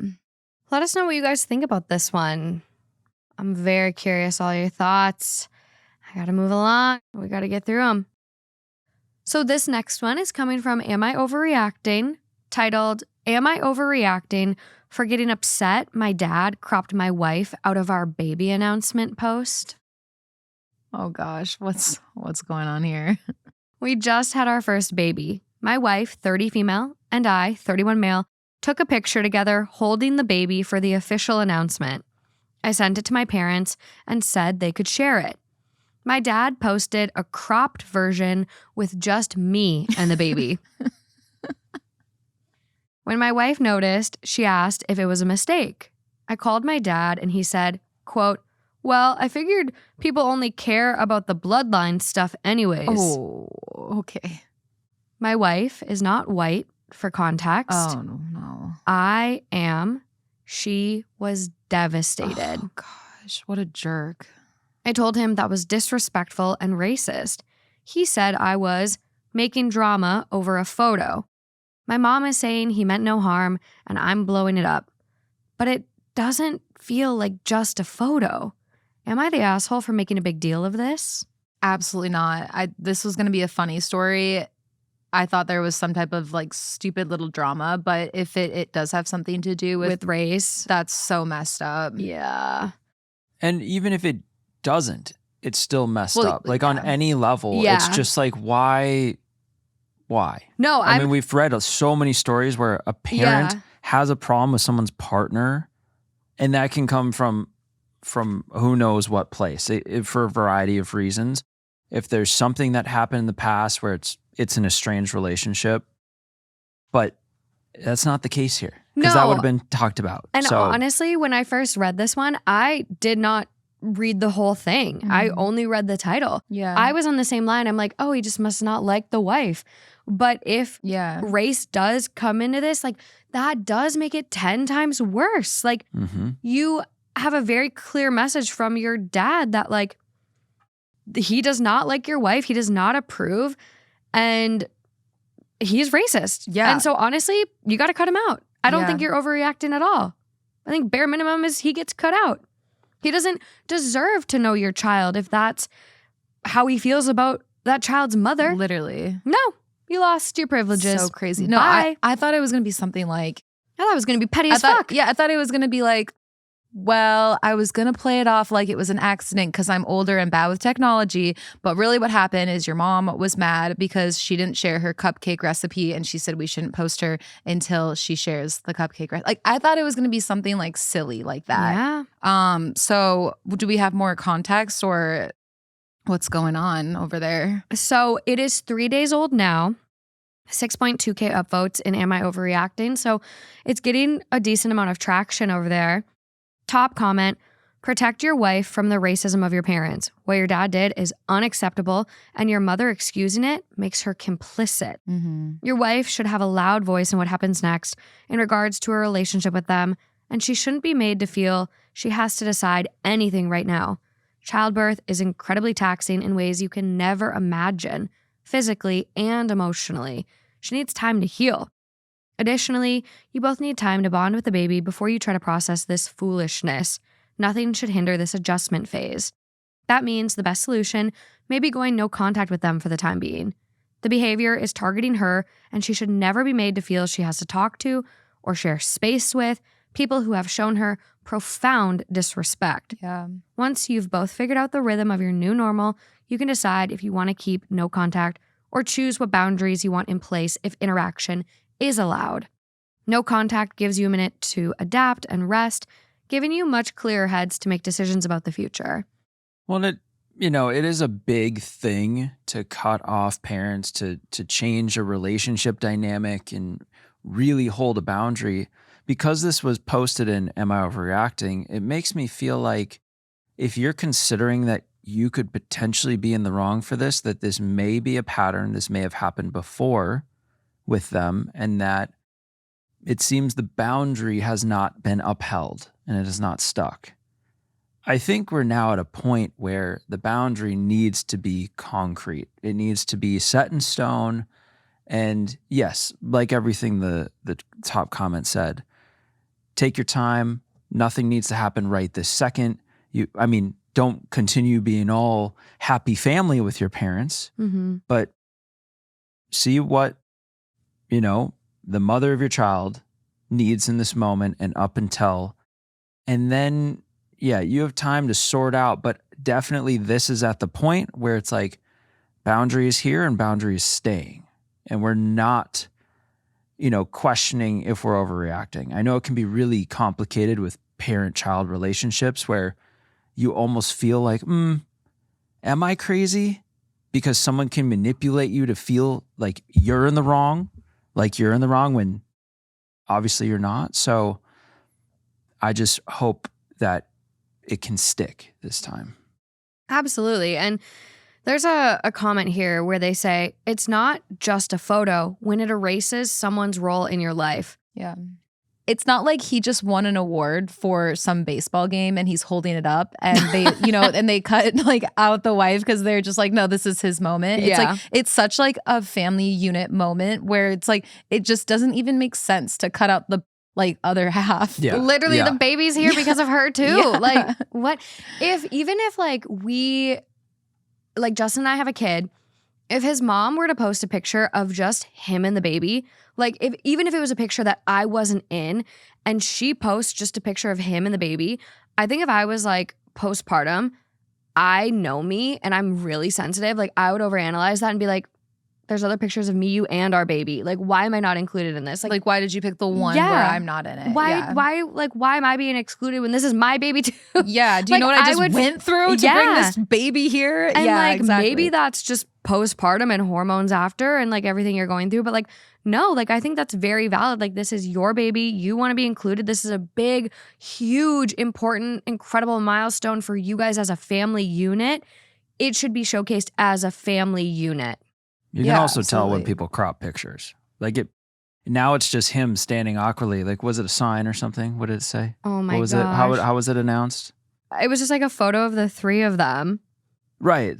But so now it's awkwardly just him, and then you can see some element like a hand or an arm or something. And it's I've seen pictures posted where you can tell someone was cut, and it's just oh, okay. Don't want any of what's that. the story there? Yeah.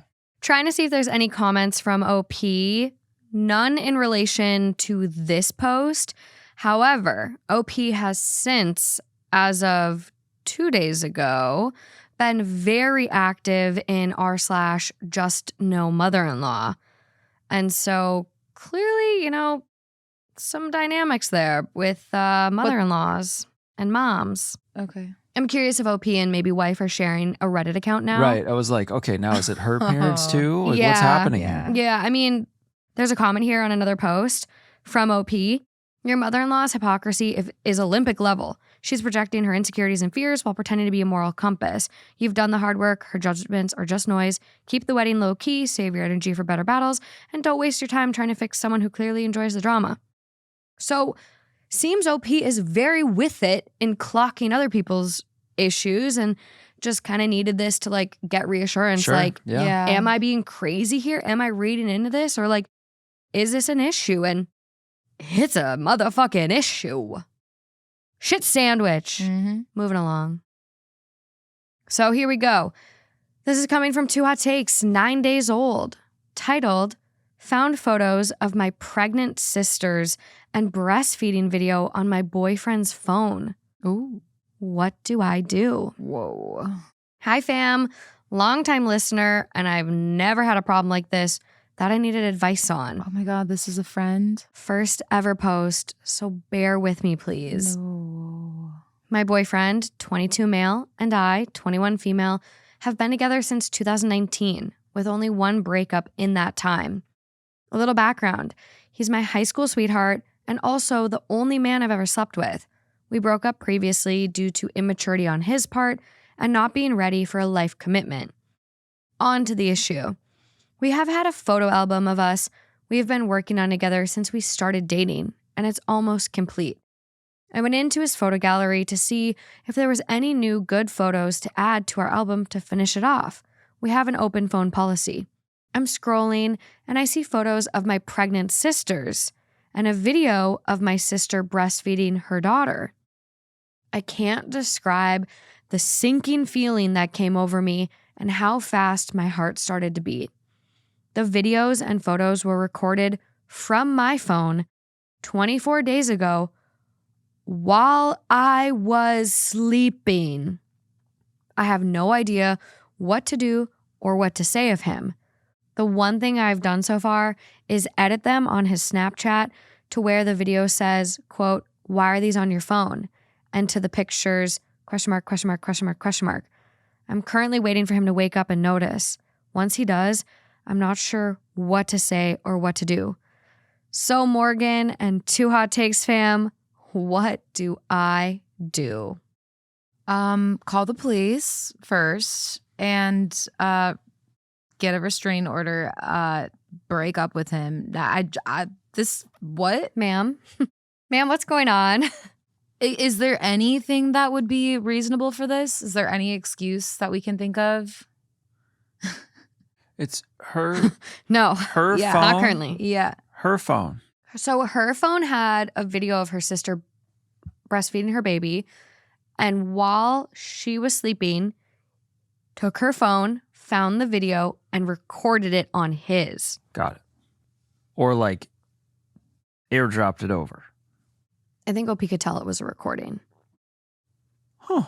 Which is, Creepy. yeah, Very creepy. that's to try to avoid the evidence. I think it's... Which actually, can people see what they've airdropped people? Is there no trail I of don't think that? there is. Yeah. think so. I don't know. I've never thought about that. Not that I know of. Yeah. Actually, there probably isn't an airdrop trail. Mm. So the only explanation I have in my mind is that like maybe this is a kink for him, like breastfeeding pregnant women. I don't know.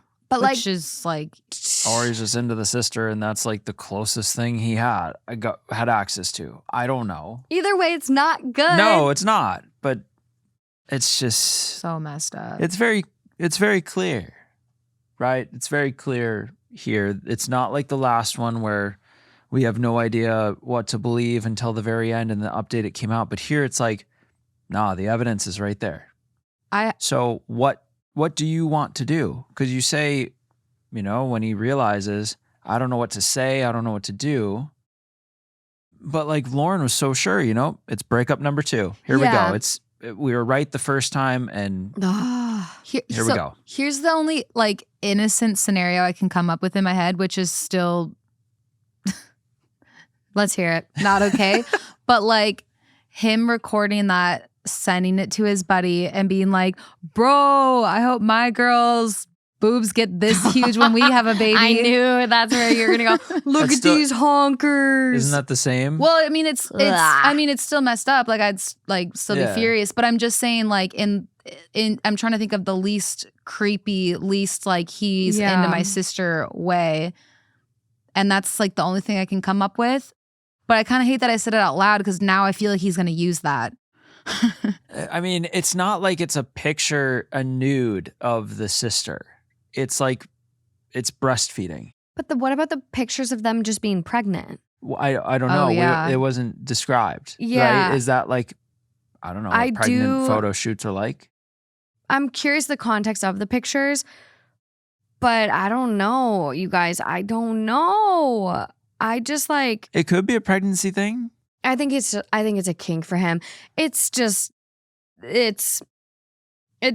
something's just not right.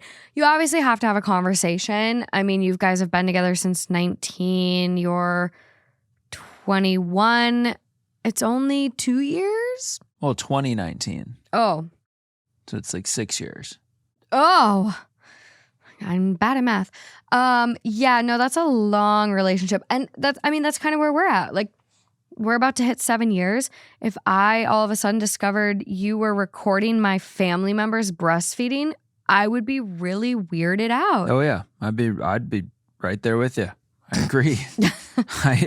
There's no way to make it normal. There's no way to make it something that is explainable. I think it's one thing if it's your partner, because I think that is a beautiful thing to record if it's your partner, Yeah. your baby. Well, yeah. But That's why she has them in the first place. exactly, it's your sister. It's, this magical thing. But it's so weird that he screen recorded them. You got to have a conversation, see what his answer is. If you believe it and it's something you can work with, there you go. I would be really creeped out. I would feel very violated that he took this off my phone. Yeah, I would it is have a violating. serious trust issue with him. I would feel somewhat uncomfortable then if he was in the room with my sister breastfeeding going forward. This would be a really hard one for me to get over, honestly. And this is really weird. People might judge me for this. I would have a harder time getting over this than the line for the last one, I think. Is that weird? No, it's not weird. I guess it would just depend on what his reason is. Like, what is he using those photos for? Yeah, because Like- if he's using them for a spank bank, don't you remember one of the stories we had from a listener ages ago? She found pictures of all of her friends on her boyfriend's phone, and it was in a folder, and it was his spank bank. Oh, yeah. I wouldn't be able to be around him. Never. No, never. Spank bank. Yeah. Okay. Are you still here? Where'd you go? I just processing that. It's a good rhyme. Spank. You've never bank. heard that phrase? I don't think so. Wow. Yeah. Jealous. Live in a cave. Yeah, it's definitely much more clear cut in this moment, but it's like I really want to know when he wakes up or whatever, when he sees what how she put the text on the photos in the Mhm. video. Oh man, I want to see the reaction, and then I want to hear the first words I can't imagine 'Cause waiting that's for very him to telling. wake up. and just watching. No, I would like grab the collar of his shirt and be like, "Why AITA?" Like, just imagine letting him peacefully wake up. Like, couldn't be me. I know. Oh, I'd wake him up. I wouldn't be able to post this No. on a Snapchat and wait. I'd be But like, it's also hey, well, I don't think it's what the posted. fuck is She this? put the text on it in the camera roll. So when he mm. wakes up and goes to look back at those things again, it'll be, Oh, he's gonna oh, shit his shit. pants. Yeah. and that is a moment I would pay to be there for. Same. Top comment. He is filming your sister breastfeeding exposed without her consent. Confused on how he got them. He is not a safe person for you or your sisters. I'm wondering if what he did is illegal in your area. There is no coming back from this. Get him out of your life now. Mm-hmm. Wake his butt up and confront him and tell your sisters what he did. Dump him. I mean, honestly, do you even have to ask? Says the next one. Which, hey, it's hard. Oh yeah, Only after that many 21? years, like it's so And hard to like your first love. Yeah. And to have your first love, your first everything last 6 years. Mm-hmm. Oh, Been the there. pain For of sure. that. Like, it's one thing when you have your first love, your first everything, and it only lasts a year and you break up in high school, but to go, Or literally 1 month. ugh, Couldn't be me, JK, it was me. Help. yeah. But like, yeah, no, I can't imagine 6 years and then just it's not that easy to just flip a switch after that amount of time. So Yeah. I understand asking questions and not having it be like a no-brainer of dumping him. Yeah, I mean, for that's sure. really difficult and confusing and extremely painful. Yeah. Only 2 real comments from OP on this one. No formal update yet. Mm. Ma'am, it's been 11 days. Oh man. It's time. Just kind of highlighting how the videos were there. My sister sent me the videos in a Snapchat group we have to stay updated on each other's lives, and he used his video camera to take a recording of my phone with the photos and videos on it. Have you ever taken a photo of someone's phone for a number, meme, contact, whatever it is? People were asking, why would your sister even send you that? Why would you have your sister breastfeeding? This is my sister's first child and was born premature. Baby has been in the NICU for about 3 months, so her baby being able to breastfeed and not fed from a tub is a big moment for her and something she was proud of as a new mom to share. Yeah. I don't know why people are asking that. I don't think it's weird at all. no. It's a magical thing. And like your baby's in the NICU, like that's hard. That means she was pumping to maintain her milk supply. I mean, she was doing a lot of work to be able to do that. And then like baby has been fed through an NG tube to then have the baby be able to latch. Like that is a feat that is so amazing. So like, yeah, I would imagine you'd be proud and sharing it with your family because it is a big achievement and breastfeeding isn't inherently sexual, you weirdos. Right. Well, and it's such a crazy Anyways. connection to life. I mean, you see animals all the time, birds, and then there's a baby bird in the nest and they're feeding the baby bird and all this, but you're literally doing that yourself. I know, Like, it's so crazy. You grew this human inside of you and now you're able to feed this human. Like, it's just kind of a crazy thing. I know, I wish you could do it. I would I try. know. I don't want to do it. Fuck.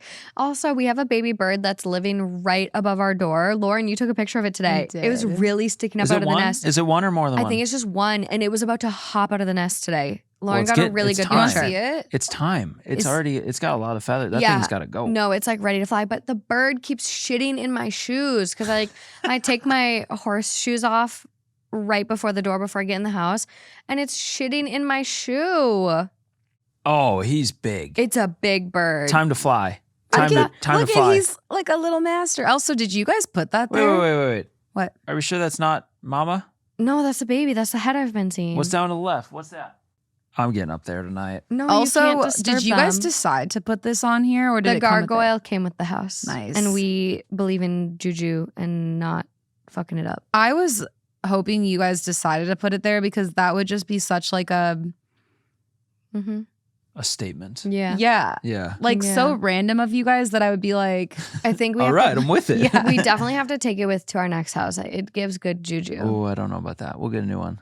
Oh, fuck. You gotta leave things where they are. Okay, last one, because we have to end on a positive note. We can't end on the poop. We need a good bun to close the sandwich. You know, the positive sandwich. The sappy sandwich. It's not going to be sad, though. I'm not doing that again. The happy sandwich. Yeah. So this is coming from r/2 hot takes, our very own people.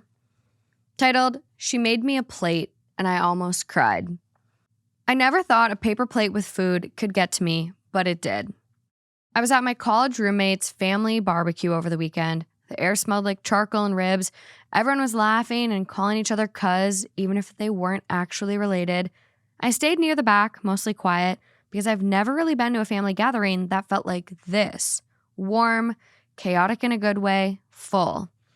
Then my roommate's mom walked over and handed me a plate. Not just tossed together food, a plate. The kind where someone actually thinks about what you like. She gave me the good macaroni, skipped the coleslaw because she remembered I didn't like it, and gave me a double helping of the cornbread I'd just been raving about. No big speech, just a quiet, "Here you go, baby, eat." I almost cried right there in her backyard.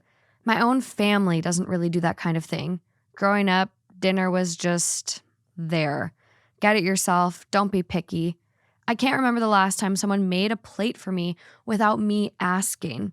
No guilt, no attitude, no second guessing, just care. I didn't tell her, I just said thank you, but it meant more than she'll ever know.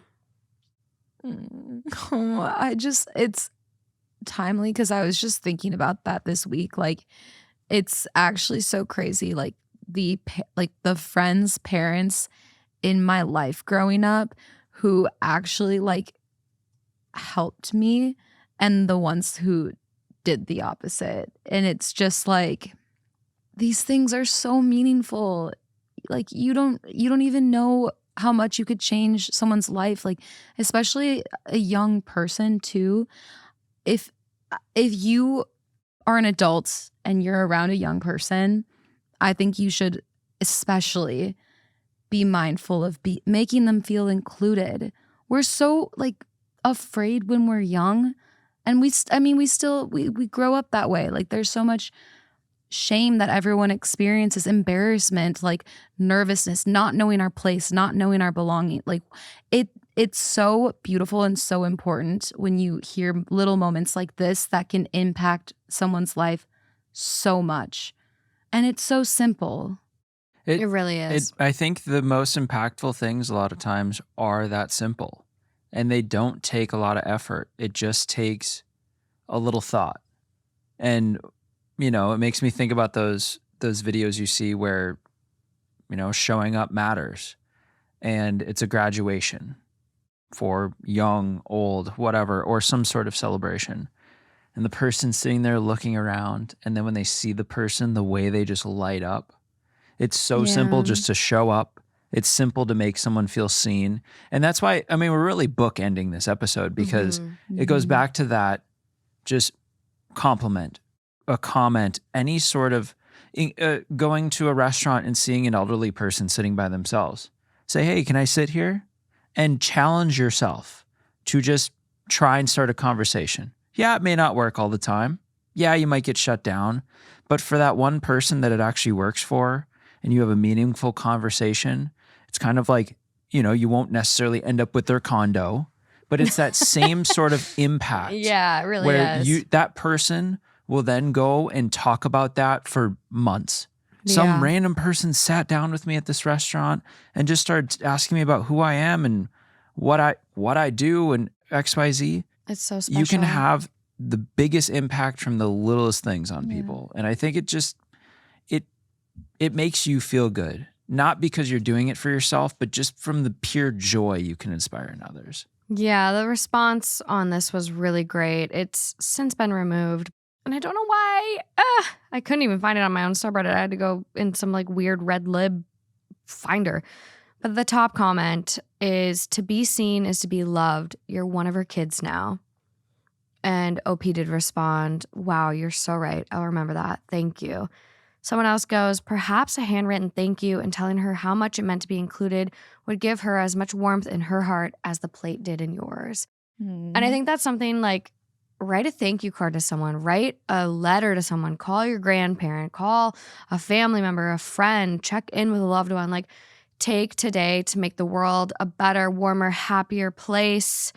I know my world is better, warmer, happier because of all of you, and I appreciate all of you being here. Another episode, another week, another month, another year, and I think our community together can do some big, amazing things. So take the buns as positive messages today and spread some kindness, because the shit in the middle was not it. But any final thoughts, my friends? No, I think when we go back to looking at the first story and then the last story, it just kind of puts into perspective. It's like at all ages, it's never too late to make an impact on someone's life that is beyond meaningful to them. So, you might be having a rough day. A lot of us go through a lot of shit.